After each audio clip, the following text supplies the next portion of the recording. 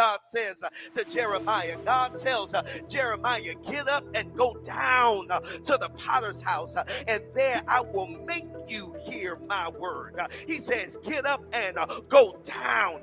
God compels Jeremiah to leave the familiar place where he expects to hear God, where he expects to experience God, where he expects to receive revelation, and go to a place where nobody really wants to go. I know you can't see it, but the potter's house, according to the ancient tradition, was in a place called Potter's Field, which was outside Jerusalem, probably in the valley of Hinnom. Jesus says that the valley of Hinnom and the valley of Gehenna is what hell is like. This place, the Gehenna Valley, it was a place of burning sewage and burning flesh and burning garbage. It was a place overrun with maggots and worms. It was a place that was disgusting and repulsive to the nose and the eyes.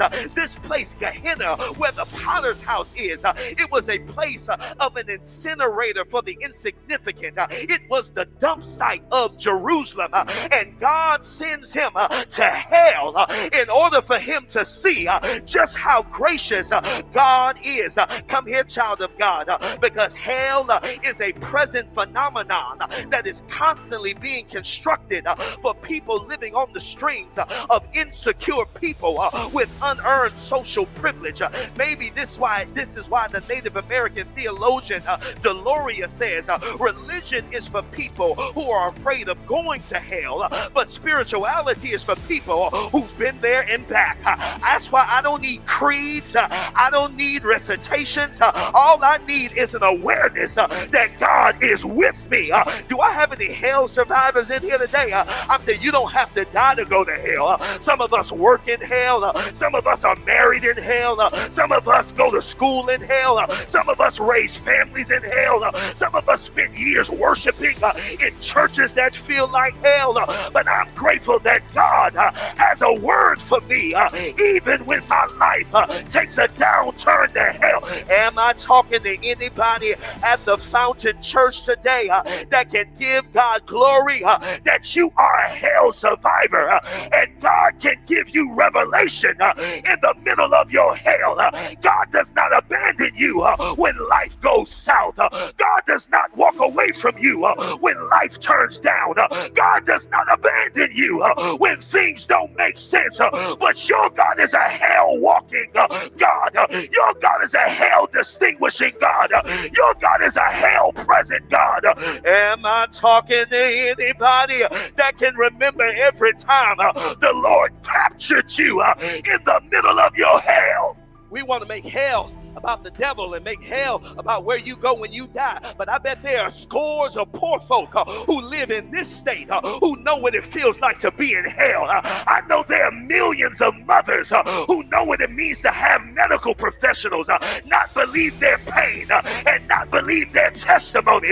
That's called hell. When you have a former commander-in-chief who tried to overthrow his own government and is now poised to win the 2024 election, that sounds like hell. Interracial violence over streets that don't belong to us is hell. The fear of blue lights that arrest your peace before they arrest your body is hell.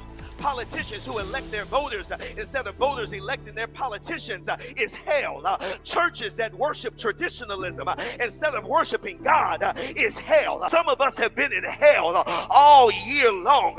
Slavery was hell. Jim Crow was hell. Lynching was hell. Mass incarceration is hell. 4 years of MAGA was hell. But I thank God for a God that comes to get me and give me a revelation in the middle of my hell. Hallelujah. Loveless marriage and abusive relationships, hell.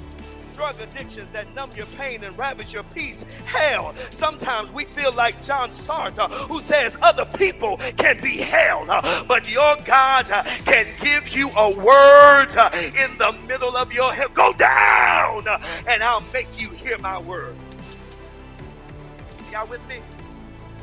Somebody needs to hear today that when your life goes south, it's not because God has abandoned you. but it's God reminding you that God can speak to you in the holy and the hostile. Woo. Anybody thankful for the word you received in the middle of a diagnosis?